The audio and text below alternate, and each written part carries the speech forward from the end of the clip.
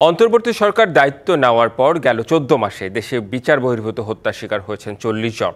সর্বোচ্চ ৯টি বিচার বহির্ভূত হত্যাকাণ্ড ঘটে গত বছরের সেপ্টেম্বরে, আর গত ৩ মাসে ঘটে ১১টি। মানবাধিকার সংস্থা অধিকার এর প্রতিবেদনে এ তথ্যও জানা গেছে।